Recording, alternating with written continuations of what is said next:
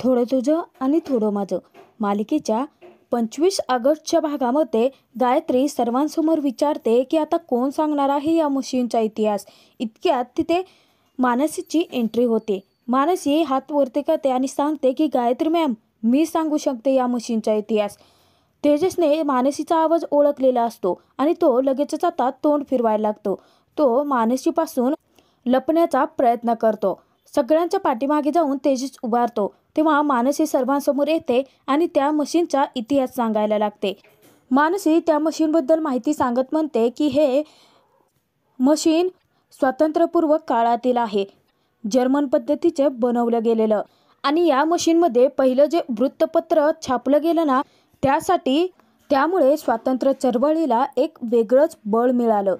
मानसी आता तिच्याच माहिती सांगण्यामध्ये दंगून गेलेली असते. सगळ्यांना त्या मशीनबद्दल खूप सारी माहिती म्हणू देत असते. तेव्हा आता तेजस मानसीकडे पाहतच राहतो आणि नकळतपणे तेजस ज्या माणसाच्या पाठीमागे लपलेला असतो तो सर्वांच्या समोर येतो. जेव्हा आता मनूला तेजस दिसतो, मनू आता गप्पच होते. एकटक तेजसकडे पाहत असते आणि तेव्हा तेजसही मनूकडेच पाहत राहतो. तर अचानकपणे तिथे आता विनीत मानसीला हाक मारतो.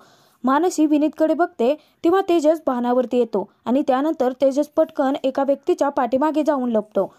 परत मानसी आता जेव्हा तिकडे वळून पाहते तर समोर कोणीच नसतं आणि मानसीला वाटायला लागतं की तिला सतत मिस्टर राष्ट्रहित म्हणजे तेजसचे भास होत आहेत.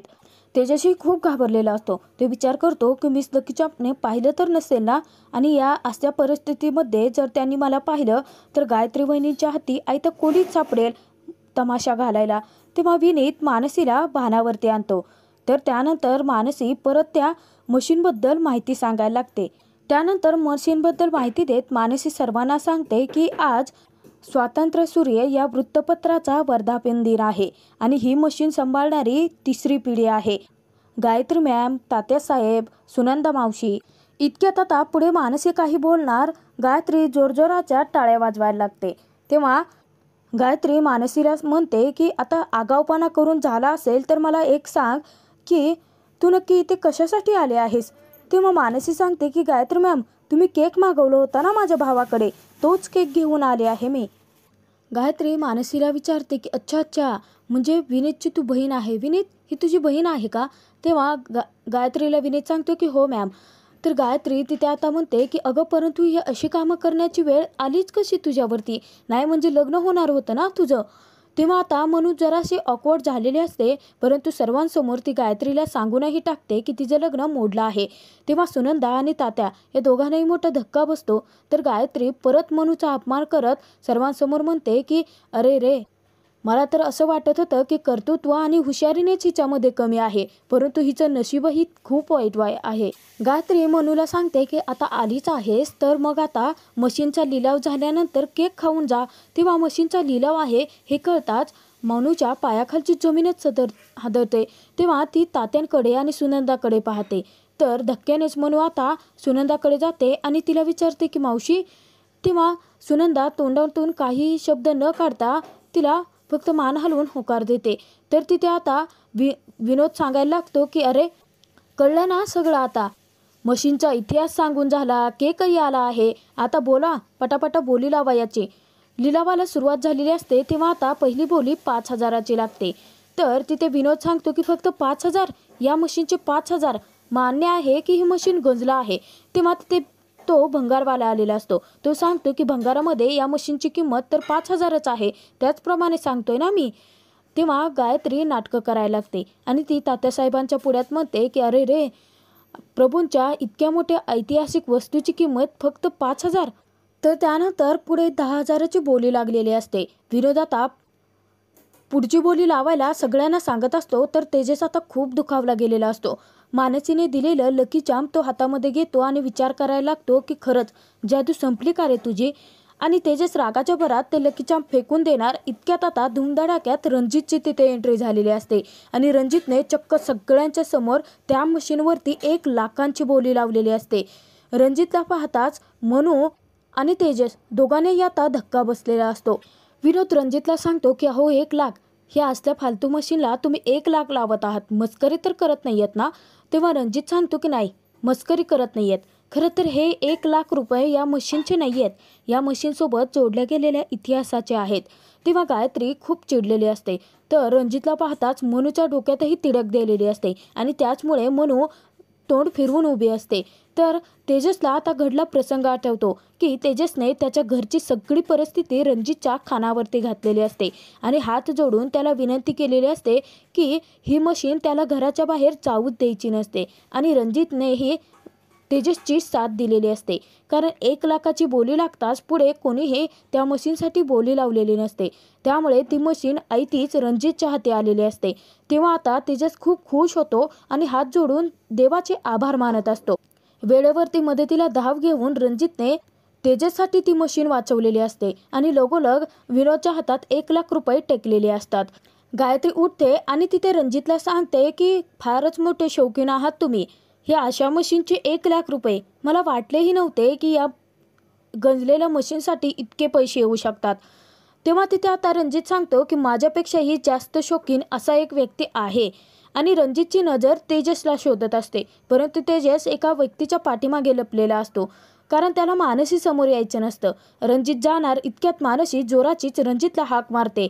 खूप भडकलेली असते ती रणजितवरती. ती त्याला म्हणायला लागते की तुम्हाला माणसांच्या भावनाची किंमत आहे की नाही, का त्याही तुम्ही आता पैशांमध्ये मोजायला लागलात. मानसीला पाहताच रणजितलाही तेवढाच धक्का बसलेला असतो.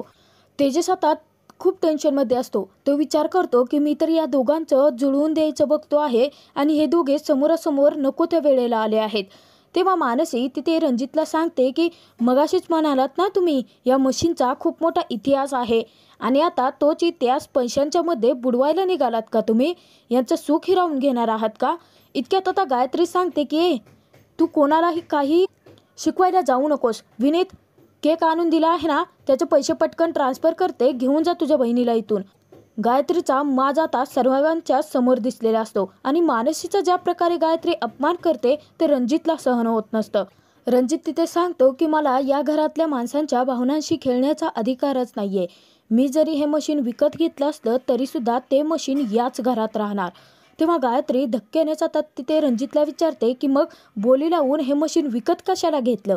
तेव्हा रणजित सांगतो की एखाद्याच्या घरात शोपीस म्हणून जाण्यापेक्षा याच घरात राहून ते इतिहासाचे दाखले देत राहील यासाठी. रणजितने सडेतोड उत्तर देऊन गायत्रीचा पुरता माज उतरवलेला असतो. त्याचबरोबर तेजसचीही मदत केलेली असते. गायत्री तिथे रणजितला सांगते की 1 मिनिट, ही मशीन जर तुम्ही घेऊन जाऊ शकत नसतात तर मग आपला व्यवहार झालेलाच नाहीये. तेव्हा तिथे रणजित सांगतो की आपला व्यवहार केव्हाचाच झाला आहे, सगळेजण साक्षीला आहेतच की, आणि मी तुमच्या हाती पैसेही टेकले आहेत. जाऊ देत, येतो मी, असं सांगून आता निरोप घेत असतात मानसी रणजितला हाक मारते. रणजित आता तिथे मानसीला सांगतो की सॉरी, माफ कर मला. तेव्हा मानसी सांगते की थँक्यू. तर रणजित तिच्याकडे पाहतच राहतो. तेव्हा आता तेजस विचार करतो की नाही, या लकी चार्मची जादू अजूनही संपलेले नाहीये. हा फक्त एक दगड नाहीये. होणार, या दोघांचंही लग्न होणार. गाडीवाल्याचं लग्न गाडीवालीशीच. रणजित आता खूप खुश असतो. त्याचबरोबर तेजस आणि त्याच्या घरचेही खूप खुश असतात. गायत्री मात्र तिथे सर्वांसमोर तोंडावरती पडलेली असते. रणजितची नजर मानसीवरून काही हटत नसते. मानसी आणि विनीत दोघेही तिथून निघून गेलेले असतात. तेव्हा तात्यासाहेब त्यांच्या डोळ्यांमध्ये अश्रू वाहतच असतात. ते रणजितकडे येतात आणि हात जोडून त्याचे आभार मानतात. तेव्हा रणजित सांगतो की अहो, हात नका जोडू, मीही तुमच्या मुलासारखाच आहे ना, आणि कोणता मुलगा असं घराण्याचा इतिहास मातीमोल होऊ देईल? माझे आभार नका मानू, हे तर माझं मुलाचं कर्तव्य मी पार पाडलं आहे, असं सांगून रणजित तिथे तात्यांना धीर देतो आणि तोही निघून जातो. एक एक करून आता लिलावासाठी जमलेले सगळेच जण निघून गेलेले असतात. तेव्हा आता गायत्री खूप चिडलेली असते. गायत्री घरात जाणार इतक्यात आता तेजस तिची मस्करी करायला लागतो. तेजस आता मोठ्याने शकुनी मामा म्हणत आता नाचायलाच लागलेला असतो, कारण त्याचा आनंद गगनात मावेनासा झालेला असतो. तेजसने रणजितची मदत मागितलेली असते आणि वेळेवरती रणजितने मदत केल्यामुळे ते मशीन आता तेजसच्या घरातच राहिलेलं असतं आणि तिथे गायत्री सर्वांसमोर हरलेली असते. त्यामुळे मुद्दाम आता तेजस गायत्रीला चिडवायला लागतो. तर तेजस मोठ्याने तिच्यावरती हसतही असतो. गायत्री तेथून निघून जाणार इतक्यात आता तेजस सांगतो की कुठे जाताय? थांबा, अहो वरती बघा. त्यानंतर तो सगळ्यांना सांगतो की आता यांना आपल्या सगळ्यांचे हरलेले चेहरे बघायचे होते ना, परंतु बघा आज यांचा हरलेला चेहरा बघा. काय वहिनी, आनंद साजरा करण्यासाठी केकही मागवला आहे म्हणे. त्यानंतर तेजस आता गायत्री ऐकत नाही म्हटल्यानंतर तिचा हात पकडतो आणि नाचत जाता तिला केककडे घेऊन जातो. तो गायत्रीला जबरदस्तीने केक कट करायला सांगत असतो, परंतु गायत्री इतकी भडकलेली असते कारण ती स्वतःच प्रभूंच्या समोर हरलेली असते आणि हे सगळं तेजसच्या केलेल्या प्लॅनिंगमुळे घडलेलं असतं. तेजसने गायत्रीशी जे चॅलेंज केलेलं असतं ते त्याने पूर्ण करून दाखवलेलं असतं. तर त्यानंतर तेजस जेव्हा आता गायत्री केक कट करायला तयार होत नाही म्हटल्यानंतर जबरदस्ती तिच्या हातामध्ये चाकू देतो आणि तिला केक कट करायला सांगतो. गायत्रीचा आता खूप संताप व्हायला लागलेला असतो. सगळेच जण गायत्रीवरती हसत असतात. तर तेजस त्यानंतर केक घेतो आणि गायत्रीला खायला सांगत असतो, परंतु गायत्री परत आता तयार होत नाही म्हटल्यानंतर तेजस गायत्रीला धमकी देतो की आता जर तुम्ही केक खाऊन जर तोंड नाही गोड केलं ना तर तुमच्या हरलेल्या चेहऱ्यावरती लावे ना मी. तेव्हा गायत्री घाबरते कारण तेजस कधी काय करेल सांगता येत नसतं. त्यामुळे गायत्री त्याच्या हातून तो केक घेते आणि खातेही. तेजस परत आता गायत्रीला चिडवायला लागतो, तिच्यावरती हसत असतो. गायत्री चिडते आणि घरात निघून जाते. तिच्या पाठोपाठ छायाही निघून गेलेली असते. विनोद तिथे असतो कारण विनोदला केक खायचा असतो. तेव्हा तेजस तिथे सांगतो की काय सूत्रसंचालन करतो. तेव्हा आता विनोद सांगतो की नाही आणि त्यानंतर तोही त्या दोघींच्या पाठोपाठ निघून जातो. तर तेजस केक घेतो आणि तात्यांकडे जातो. तात्यांना केक भरवणार इतक्या तात्या तिथून निघून जातात. तेव्हा तेजसला खूप वाईटही वाटतं. तेजस विचार करतो की एक दिवस मी असं काहीतरी काम करणे तात्या ज्या दिवशी तुम्हाला माझा अभिमान वाटेल. इकडे रणजितही आता खूप खुश असतो कारण कधी नव्हे ते गेल्या कित्येक दिवसानंतर मानसी पहिल्यांदा त्याच्याशी चांगली वागलेली असते. तर तोपर्यंत तेजसने रणजितला फोन केलेला असतो. रणजित तिथे आता तेजसला सांगतो की तेजस साहेब, अहो मी मशीन घेतली बरं का, परंतु ना ती मशीन त्याच घरात राहणं जास्त महत्त्वाचं आहे असंच मला वाटतं, म्हणून ती मशीन मी आणली नाही. तेव्हा तेजस सांगतो की खरंच रणजित साहेब, मला ना तुमचे आभार कसे मानावे कळत नाहीये. एकदा कधीतरी भेटेन आणि सगळं काही सांगेन मी तुम्हाला. रणजित तिथे आता तेजसचेच उलट कौतुक करतो.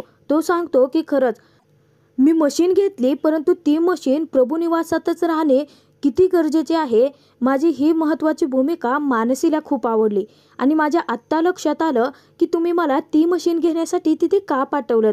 मानसी येणार होती म्हणून ना.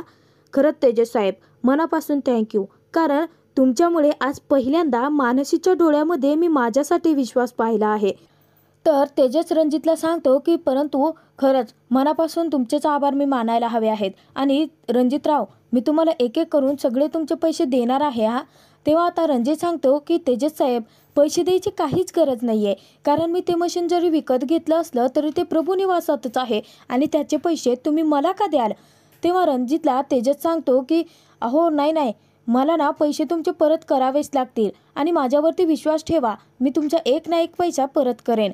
तर रणजितला तेजस सांगतो की परंतु आता माझा विश्वास आहे, उलट माझी खात्री पटली आहे की तुमचं आणि मिस मानसी यांचं लग्न नक्की होणार. तेव्हा आता तेजसचा इतका विश्वास पाहून रणजितही खूप खुश होतो. त्यानंतर दोघेही फोन ठेवतात. इकडे शोभाच्या घरी सगळेच जण असतात. तेव्हा विनीत आता तेजसच्या घरामध्ये घडला सगळा प्रसंग त्यांच्या कानावरती घालतो. तो सांगतो की खरंच रणजितरावांनी तिथे आले, पैसेही स्वतःच दिले आणि ते मशीन घेऊन न जाता तिथेच ठेवलं. तेव्हा शोभाला मात्र खूप कौतुक वाटत असतं रणजितचं. इतक्यात मनू येते. मनूला पाहून आता शोभा तिचं कौतुक करत म्हणायला लागते की अगं फ्रेश झाल्यानंतर किती सुंदर दिसते आहेस तू, एसीची हवा गारगार लागते ना. तर निधी आता तिची चेष्टा करत म्हणायला लागते की मामी काय ग, काय होतंय तुला अचानक. तेव्हा शोभा तिच्यावरती चिडते आणि तिला सांगते की तू गप्प बस ग जरा.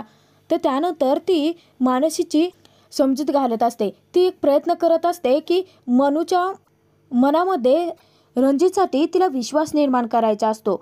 तर ती सांगते की बघ ना ग, रणजितराव किती चांगले आहेत, म्हणजे एवढे सगळे पैसे देऊन मशीन विकतही घेतली आणि ती मशीन स्वतः घेऊनही गेले नाहीत. किती चांगलं मन आहे ना त्यांचं, आणि त्याचबरोबर त्यांचं मोठं प्रस्ताव सुद्धा आहे. म्हणून मी काय म्हणते, आपण तुझ्या आणि त्यांच्या लग्नाबद्दल परत एकदा चौकशी करून बघायची का.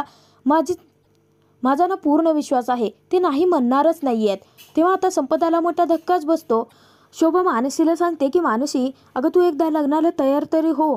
बघ मी रजनीताईंशी लगेच बोलेन या विषयावरती आणि त्या तयारी होतील. त्या तयार नाही झाल्या तर मी त्यांना तयार करेन. तेव्हा आता मानसी चिडलेली असते. तिच्या डोक्यात एक तर रणजितच्या नावाची तिडक असते. तेव्हा तिथे शोभाला चढेतड उत्तर देते की मामी, त्याच लोकांमुळे माझ्या बाबांचा जीव गेला आहे. तेव्हा आता शोभा खूप चिडते आणि मानसीला सांगायला लागते की अगं, या सगळ्यांमध्ये फक्त त्याच लोकांची चुकी आहे का? तुझ्या बापाची काहीच चुकी नाही आहे. त्या लोकांनी मला मान्य आहे की त्यांनी एवढ्या सगळ्या अटी ठेवल्या, परंतु संपतरावांची काय गरज होती एवढा मोठेपणा मिरवायची, त्या सगळ्या अटी मान्य करायची? झेपत नसताना कशाला घ्यायचं हे सगळं अंगावरती? शोभा आता खूप भडकलेली असते. मनू आणि शोभा या दोघींमध्ये चांगलेच वाद पेटतात. तर शोभा तिथे मानसीला सांगते की अगं, त्यांची चूक झाली आहे, ती चूक कबूल करून ते परत आता आपल्याशी सोयरीक जुळवायला तयार आहेत. तर तू का तयार होत नाहीयेस? एवढा कोणता राजकुमार येणार आहे तुला घेऊन जायला? अगं संपदा, सांग ना जरा.